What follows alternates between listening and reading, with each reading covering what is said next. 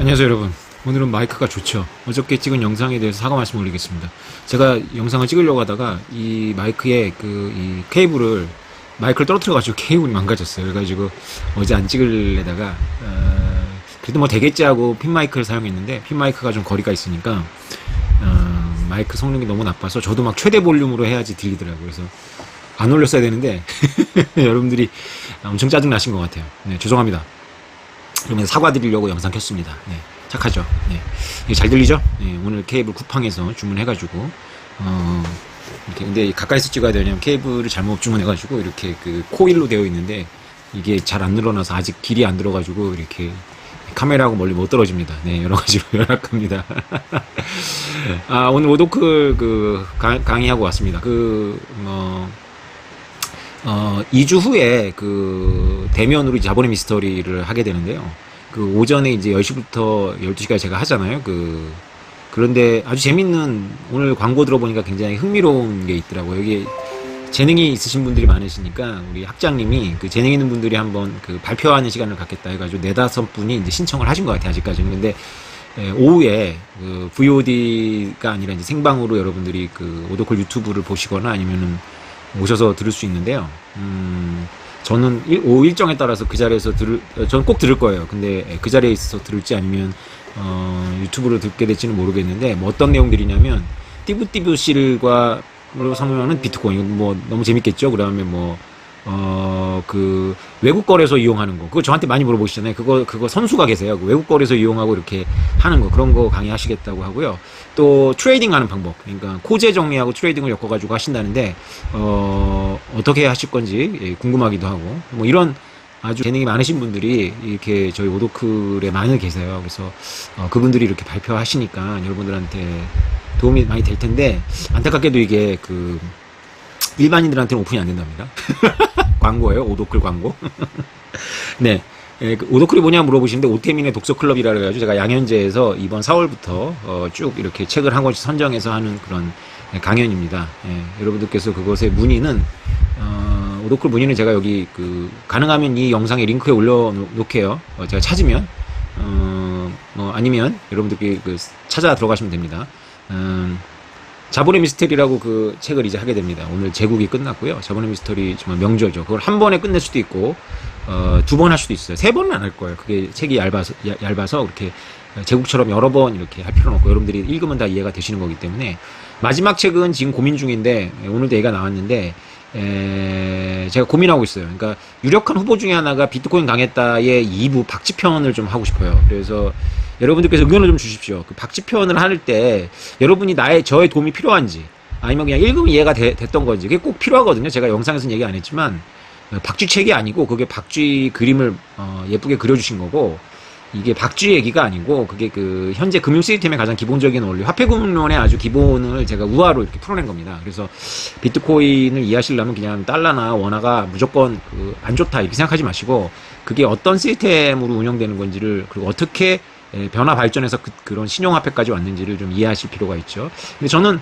책을 잘 썼기 때문에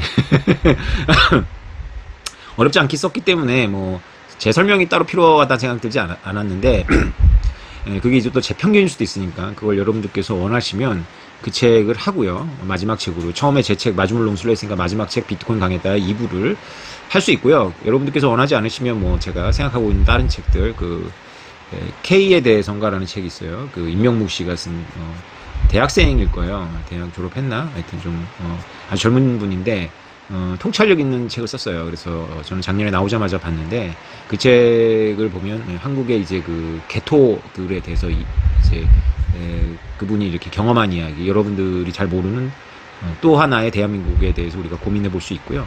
또 하나는 이제 이 K 방역 혹은 아시아 방역은 성공했고 자유주의가 기초하고 있는 유럽과 미국의 방역은 실패했다.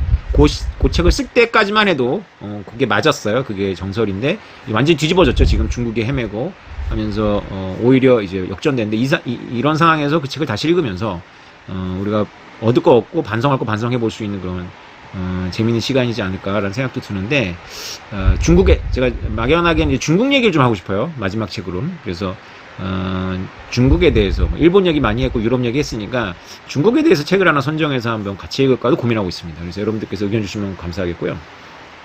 제 칼럼북 그거 이렇게 알량님이 해가지고 이렇게 PDF로 하신 거 엄청 두꺼운 거 그거 3권을 나눠서 내는 거 제가 얼마 전에 그 서문을 정성스럽게 써가지고 어떤 분은 저한테 자기가 역대 읽었던 글 중에 가장 최고의 그 글이었다 뭐 이렇게 칭찬해 주셨는데 감사합니다.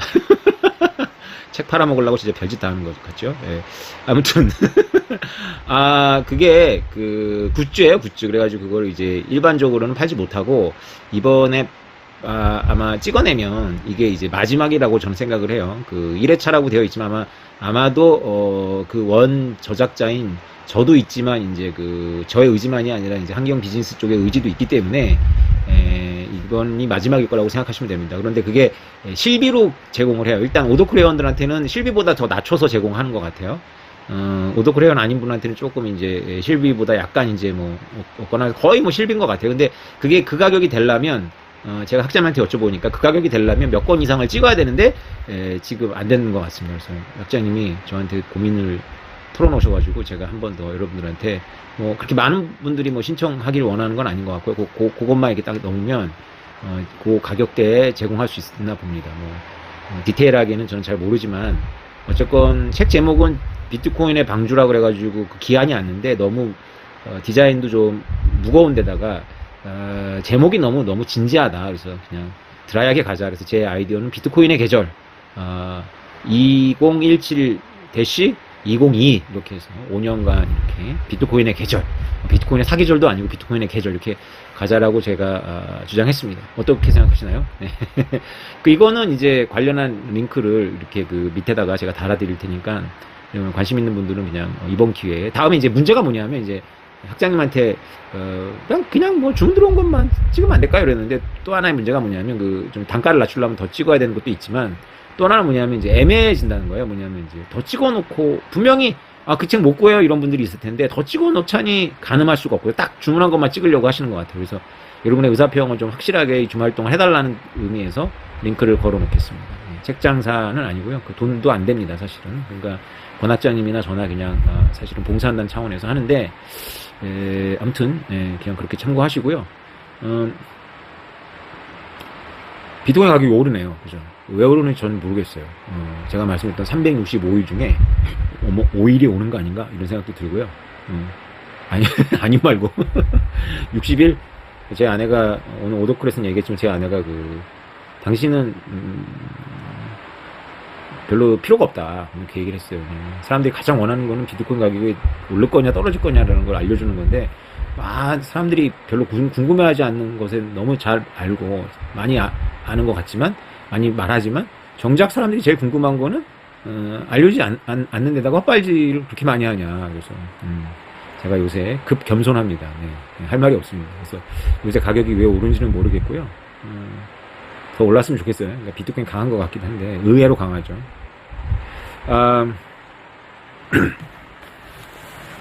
오늘 오도클에서 이제 어제 설명드렸던 여러분들이 음성 때문에 잘 못 들었던 이 다가오는 유럽의 위기와 지정학 이 책을 보조 교재로 저만 읽은 책으로 해가지고 이제 중요한 대목 읽어드리고 했는데요.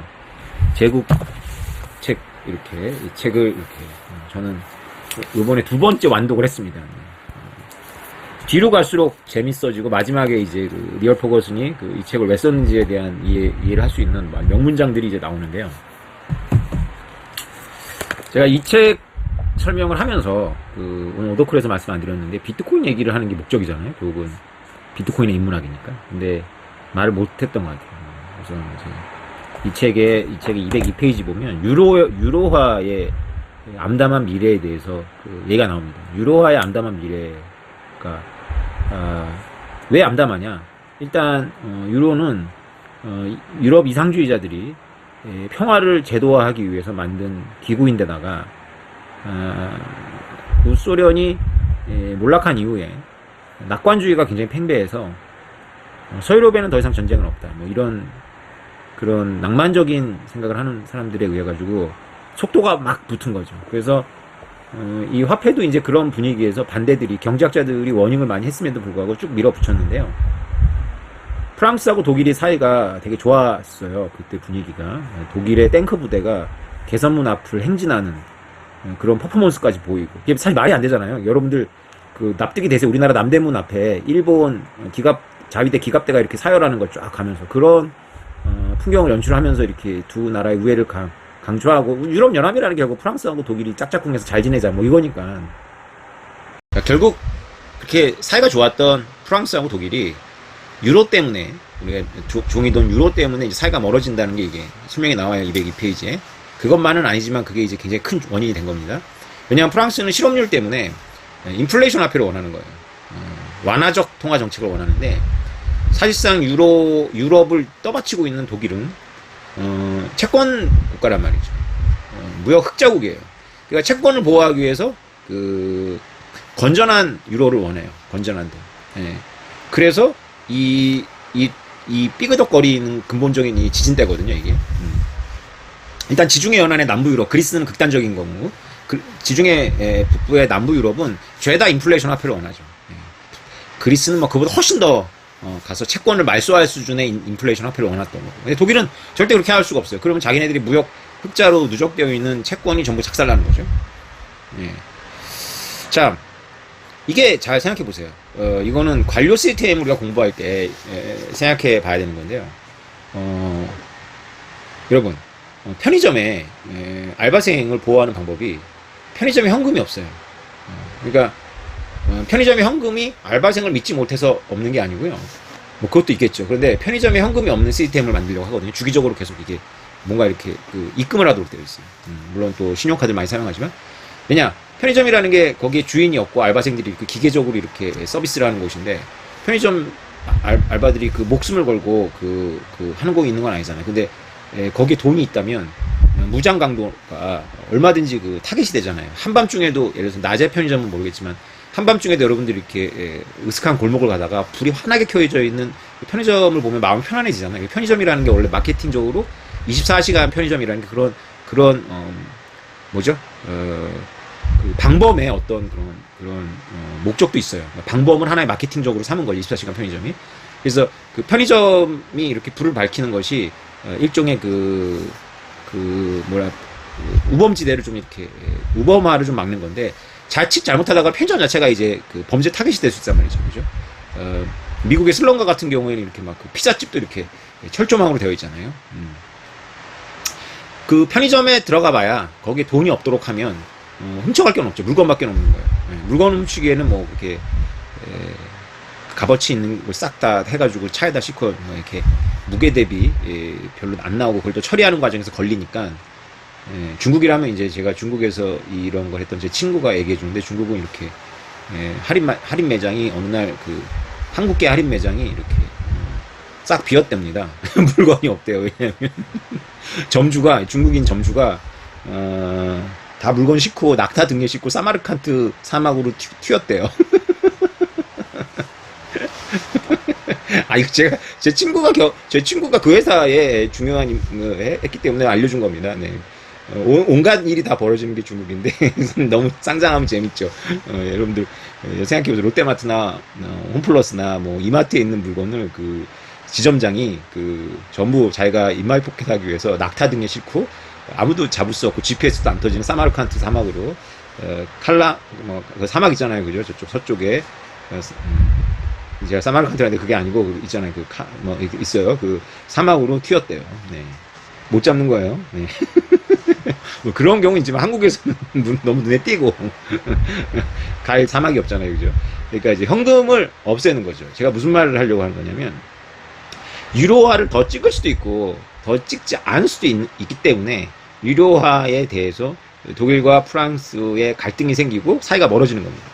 근데 만약에 유로화라는 게 정화라서, 금화를 말하는 겁니다. 정화라서 누구 의지대로 더 찍어내거나 덜 찍어낼 수가 없는 시스템이라면, 이것 때문에 싸움이 날, 갈등이 생길 여지가 줄어들죠. 그러니까 편의점에 돈이 있으면 편의점 알바가 위험해지고, 목숨 걸고 편의점을 지킬 생각이 전혀 없는 알바 입장에서는 내가 뭐 시간당 얼마 받는데 뭐 목숨까지 걸어, 이거니까, 그죠?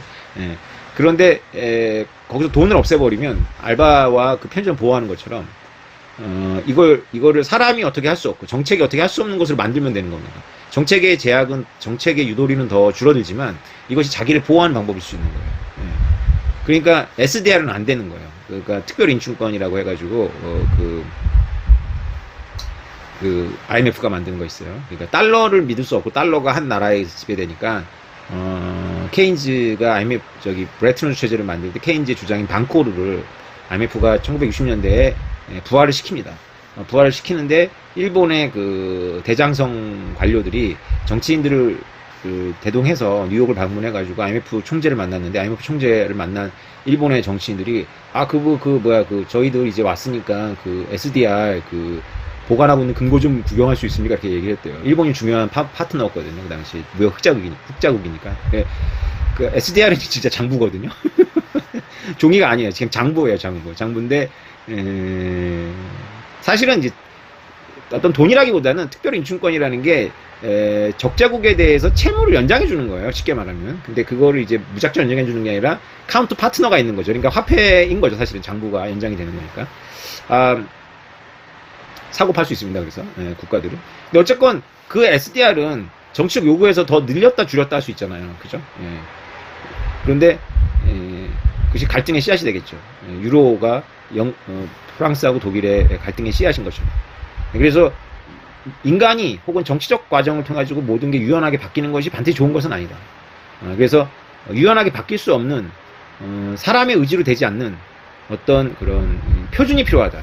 그러면 그거를 기반으로 삼으면 그거를 막 실제로 쓴다 안 쓴다를 떠나서 그거를 어떤 신용의 기반으로 삼으면 쓸데없는 정치적 에너지나 갈등의 여지를 남기지 않을 수 있다는 거죠.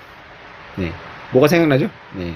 그러니까 여러분들이 생각하는 지금 현재의 질서, 어제 강의에 어제 영상의 주제인데 현재의 질서가 그렇게 견고한 게 아니고 더군다나 이렇게 시효가 다 되었다라는 게 이제 선각자들의 피터 자이안이나 이 조지 프리드만의 이제 계속되는 이제 메시지거든요. 근데 그들이 계속 막고 있어요, 지금. 그러니까 여러분들이 이런 맥락을 한번 공부하시고 보셔야 돼요.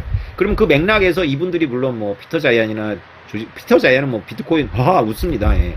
우습게 여겨요. 근데 조지 프리드만 이런 분들이 비트코인을 옹호하는 건 아니지만 그분들의 어떤 그런 통찰력 안에서 보면 다시 국제 관계를 조율할 수 있는 어떤 그런 중립적인 어떤 그런 정화가 필요하다, 정화가. 그만은 아니다, 그만은 이미 금화가 될 수 있어요. 근본위 존자 입장에서는. 근데 금화는 얼마든지 정치적인 조작이 또 가능합니다. 이게 역사에서 증명되었듯이 어느 정도는 또 가겠죠. 그러나 또 물타지고 하죠. 그러니까 비트코인이 아니더라도 비트코인인데 사실은 비트코인이 아니더라도 생각해보면 비트코인 같은 무엇인가가 국가 간의 협력을 신용이 이제 굉장히 파괴됐을 때 그 신용을 회복하는 데 있어서 버팀목이 되는 게 바로 비트코인과 같은 어떤 중립적인 거다. 그러면 한 번만 그렇게 비트코인에 의지하게 되면 비트코인은 금화나 이런 게 아니기 때문에 정부가 완전히 장악할 수가 없는 거기 때문에 결국은 비트코인 세계가 커지게 된다. 한 번만 선택하게 되면 다시 발을 못 뺀다. 제 책에서 썼지만 금과 정부 화폐와의 관계는 정부 화폐가 약해지면 금한테 의지했다가 신용을 얻으면 그 금을 근거로 한 종이돈을 유통하다가 싹 치워버리는 거죠. 그 말을 이게 비트코인 강했다 2부의 어떤 그런 설명인데 금으로다가 하다가 금 말고 이제 금은 내가 보관해줄 테니까 종이도 써 하다가 이 종이만 요거 싹 없애버리는 거예요. 요 역사의 반복이다. 그런데 비트코인은 그렇게 할 수가 없다. 하려면 할 수 있겠죠, 비트코인은. 근데 비트코인은 그 자체가 너무나 이렇게 일반인들도 갖기가 쉽고 일반인들이 많이 갖고 있고 많이 돌릴 수 있는 거기 때문에 굳이 그렇게 금처럼 표준화의 문제라든가 어떤 그런 것 때문에 정부한테 의지할 필요가 없다는 거죠. 금은 내가 진짜인지 가짜인지 판별도 어렵고 표준화도 어렵고 하기 때문에 마이크로하게 페이먼트도 하기 어렵기 때문에 정부가 이거를 이렇게 서비스를 해주면서 장악하기가 되게 쉽지만 비트코인은 필요에 의해서 이제 잔돈 형태들이 이제 사이드 체인으로 올라올 수는 있겠지만 굳이 정부가 나서가지고 그거를 보증해야 되고 이런 건 아니거든요. 아무튼 그래서 그 생각이 났습니다. 그래서 제가 오늘 오더클에서 빼먹은 내용이고 또 여러분들한테 이렇게 해줄 수도 있는 말이라서 유럽에 다가오는 암담함을 다룬 책의 202페이지에 유로가 프랑스하고 독일의 갈등을 만들고 있는 이유, 그리고 유로의 전망이 딱 밝지 않은 이유, 이러면서 또 한번 우리는 SDR과 비교되는 비트코인만의 장점을. 자연물이 필요한 거야, 자연물이. 근데 비트코인 자연물이에요. 비트코인 인공물인데 자연물이 돼가고 있죠. 그죠? 예. 비트코인의 매력입니다. 인공물인데 자연물이 돼가고 있는 비트코인. 예. 자연물이에요, 비트코인은. 지금 2022년 7월의 관점에서 보면 비트코인 자연물입니다. 예. 놀랍죠. 예. 여러분, 오늘 영상은 어저께 하도 음성으로 여러분들한테 괴롭혀서 사과하는 마음으로 찍었습니다. 여러분, 좋은 주말 보내십시오. 감사합니다.